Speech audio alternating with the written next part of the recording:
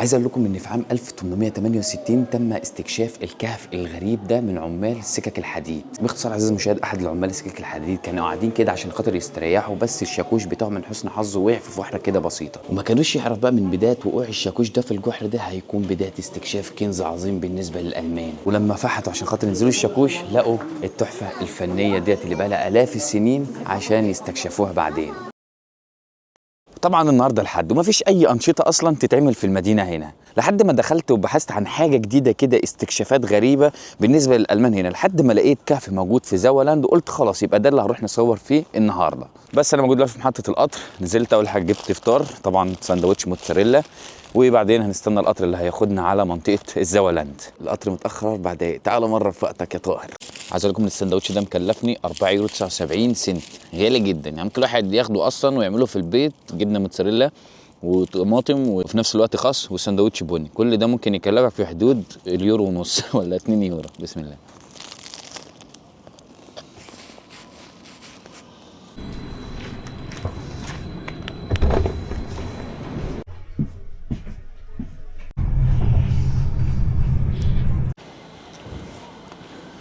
عايز اقول لكم ان اول مره اشوف محطه قطر تلاقيها بالوطي اللي احنا شايفينه ده، واطيه جدا. شايفين انتوا كميه الناس اللي ورايا ديت؟ دول كلهم خرجوا اصلا من الكهف، والكهف اهو قدام محطه القطر على طول، ده موقف المحطه وده الكهف اللي هندخله. انا هوريكم اوقات العمل هنا، طبعا ما بيفتحوش غير يوم السبت والحد من الساعه 10 الظهر لحد الساعه 4 المغرب. طبعا جيت هنا عشان اشتري تذكره، سعرها هنا عامل 10 يورو للكبار فوق ال 18 سنه، والاطفال هنا سعرها 6 يورو 50 سنت.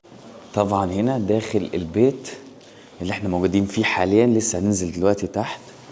عايز اقول لكم ان عاملين شويه تشكيله مختلفه زي الديناصورات زي ما انتم شايفين كده، وده بعض الصخور اللي موجوده حوالين المدينه اصلا. وهنا لما بداوا يستكشفوا الكهف اللي قصته غريبه جدا، وبعض الاحجار اللي برضو جايبينها من داخل الكهف وعرضنا هنا عشان خاطر الناس ينجذبوا ليها. طبعا هي قالت لي احنا هنستنى هنا حوالي 10 دقايق عشان بس الكهف داخله ناس كتير، فيستنوا المجموعه الاولانيه اللي هتخرج واحنا المجموعه الثانيه، بعدين ندخل بعضهم على طول عشان خاطر نستكشف الكهف. فانا الصراحه عمال الف شويه داخل المبنى هنا ونستكشف بعض الديكورات اللي هم عاملينها اصلا، لان في البعض هم عاملينها والبعض جايبينها من جوه في الكهف عشان خاطر الو توثق الحقيقه اللي داخل الكهف. شوف هنا برضو دي بعض الحاجات المنحوته، طبعا ده الدب وده ابنه وده بداية الإنسان. والله أصلا التمثال ده شكله يضحك، مش عارف ليه كده، ما علينا. يعني بدون أي حاجة، لو الواحد كان مخلوق أيام الإنسان البدائي ده على آخرة الزمن، يبقى الملابس الداخلية بتاعتي ورد لافف كده على الوسط. الحمد لله اللي احنا جينا في العصور الحديثة. ديت كمان مرات الأسد، بس مش حقيقية يعني، بس شوف حجمها عامل ازاي. طبعا دي عظام حقيقي يعود للدب اللي انتوا شايفينه ده كده، بس شوفوا ازاي قدروا يكونوا العظام بتاعه والتشكيله بتاعته عشان خاطر ما يبقاش في اي حاجه مفقوده، حتى العمود الفقري بتاعه اللي متصل ما بين الديل اللي انتوا شايفينه ده لحد الراس، ما فيش اي عظميه ناقصه خالص. وديت سبحان الله برضو جمجمه الدب، هم هنا دبين، دب صغير ودب كبير. عايز اقول لكم ان كل العظام الموجود من الحيوانات هنا دي طبعا عظام حقيقيه، كانت موجوده اصلا داخل الكهف ده لما استكشفوه، يعني بقاله سنين كتير قوي. تخيلوا ان ده احيانا هتشوفوه مجرد كهف صغير، بس الكهف الصغير ده كان مأوى للدب بقى، الدب الصغير الدب الكبير، وكانوا يجوا يناموا في المكان ده، ولكن هم بس مصممينه، ولما ندخل جوه هنشوف الحاجات الحقيقيه. شوفوا طبعا ايام الانسان البدائي بعض الرسوم اللي موجودة على الحيطان في الكهف هنا، بعض الحيوانات المفترسة، الحيوانات الأليفة. وهنا بيوريك ازاي الحيوانات المفترسة اللي كانت بتهاجم الإنسان في الغابات، وازاي أصلا كانوا بيدافعوا عن نفسهم بالأسلحة الخشبية أو البدائية اللي كانوا بيصنعوها بنفس الوقت. طبعا دلوقتي هنبدأ ندخل داخل الكهف دلوقتي علشان نستكشفه. يعني تخيل أصلا إن ده ما كانش بيت، كان مجرد كل ده عبارة عن غابات وأحجار، ودلوقتي بنوا بيت عشان خاطر ندخل ونستكشفه. شوفوا ديت محطة القطر زي ما انتم شايفين كده، وهنا كده على طول الكهف اللي هندخله، بس مستنيين يفتحوا الباب علشان خاطر ندخل على طول. الاطفال اللي بصوا فرحانين ماسك كاميرا. تخيلوا ان الصخور ديت كلها سبحان الله، ده هنا الكهف.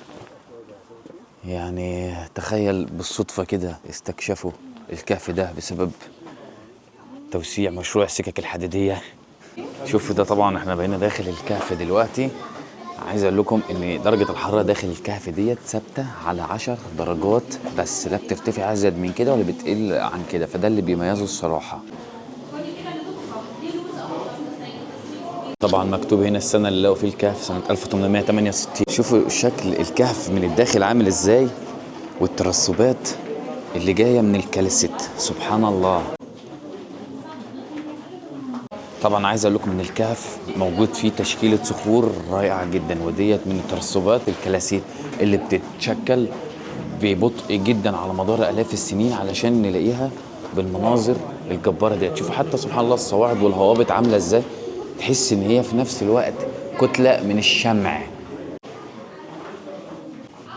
شوفوا المنظر عامل ازاي سبحان الله. يعني طول ما احنا هنمشي هنلاقي الصخور والصواعد ديت، يعني سبحان الله. شوف بتلمع ازاي، حتى تحس ان هي ايه، شمع. زي ما قلت لكم كل واحد طبعا معاه كشاف عشان ينور، ومع ان ممنوع، قالوا ممنوع تشغل الكشافات او الفلاش عشان ده بيضر المناظر الطبيعيه هنا. وعايز اقول لكم ان اصلا بيعملوا هنا حفلات احيانا بالليل، بس ما ينفعش ان اي حد يلمس الصخور هنا. دي طبعا هنا مشغلين LED الاحمر والازرق في نفس الوقت عشان يدي تشكيله حلوه على الصخور هنا برضو. انا لقيت هنا جحر لوحده، بس شوفوا شكله عامل ازاي. في برضو هناك قدامنا فشوش، بس ممنوع ان اي حد يدخل. طبعا عايز اقول لكم ترسبات الكلاسيت هي تكتلات معدنيه كده من كربونات الكالسيوم CaCO3، بتتكون بقى بشكل رئيسي نتيجه الترسيب الكيميائي لما الميه المشبعه تبدا تتبخر وتشوفوا المناظر ديت. يعني عايز اقول لكم ان الكهف صغير جدا الصراحه، وتحس انك متقيد لان ما ينفعش تفضل فيه لفتره طويله عشان خاطر الجروبات التانيه تقدر تدخل. عايز اقول لكم ده طبعا الجزء الفوقاني. شوفوا حتى ديت شويه ميه ورامين فيها عملات معدنيه. هو الحلو في الموضوع ان طول ما الواحد ماشي عمال يستكشف في حاجات كتير جدا. تخيلوا ان من الاف السنين كان عايش هنا بعض البشر والحيوانات والكائنات اللي انقرضت في نفس الوقت. احنا لما نمشي اكتر بيبدا الكهف يضيق ويكون واطي كمان، يعني لازم نمشي ونكون واطيين كده عشان الواحد ما يلبسش في اي حاجه، ده عشان ما يتعورش. وفي نفس الوقت ان الحاجات ديت ما ينفعش اصلا نلمسها ونكسر منها حاجه. شوفوا الصواعد ديت، تحس انه عمود بس لو لمسناه ممكن يقع يتكسف، عشان كده حفاظا ونستمع الى ارشادات المكان فما ينفعش نلمس اي حاجه من هنا خالص. تخيلوا الكل هنا بيجيب عائلاته واطفاله كمان عشان يتمشوا ويستكشفوا الاماكن الحلوه دي. طبعا الكهف ده تقدر تمشي فيه حوالي اكتر من 900 متر، بس هنا محددين لحد اكتر من 300 متر بس، يعني عندك منطقه محدوده انك تمشي وتستكشف فيها. بس ريحه الرطوبه هنا بقت غريبه شويه. شوفوا سبحان الله التشكيلات الابداعيه دي، تحس ان انسان هو اللي صانعها، بس دي كلها صناعه او ما خلق الله لنا سبحان الله. يعني الصراحه الواحد لما يبدا يدقق في التفاصيل بشكل عام اللي موجوده على الصخور ديت، انت تحس ان ديت هياكل عظميه برضو في نفس الوقت. شوفوا شويه الميه ديت نتيجه ان ينزلوا من السقف اصلا بتاع الصخور اللي احنا موجودين فيها دلوقتي، تبدا كده تنزل من فوق لحد ما توصل لتحت هنا. تخيلوا التشكيلات الصخريه ديت اخذت يعني آلاف السنين. احنا قدام دلوقتي فن أخد آلاف السنين لحد ما يتكون ويتشكل بالمنظر اللي احنا شايفينه الإبداعي ده. طبعا شوفوا المية عاملة ازاي، بتبهدل الدنيا، لازم الواحد ياخد باله عشان ما يغرس في أي منطقة فيها مية. شفت لسه بتكلم يا حبيبي، لذلك أكره الكهوف. عدي يا حاج.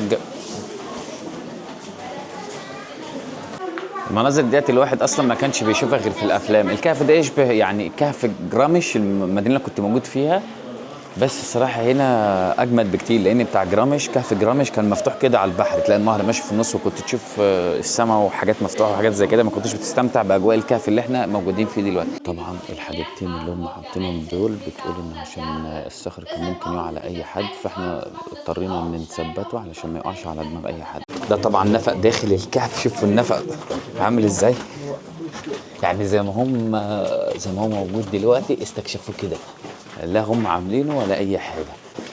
يعني كل زاويه تمشي فيها في الكهف ديت انت بتستكشف. وعايز اقول لكم ان احنا دلوقتي يعني هنمشي 300 متر. 300 متر دي احنا بنستكشف حاجات كتير جدا. تخيل بقى لو احنا كنا كمان لو مشينا ال 900 متر اللي هم استكشف فيه الكهف، بس للاسف ممنوع.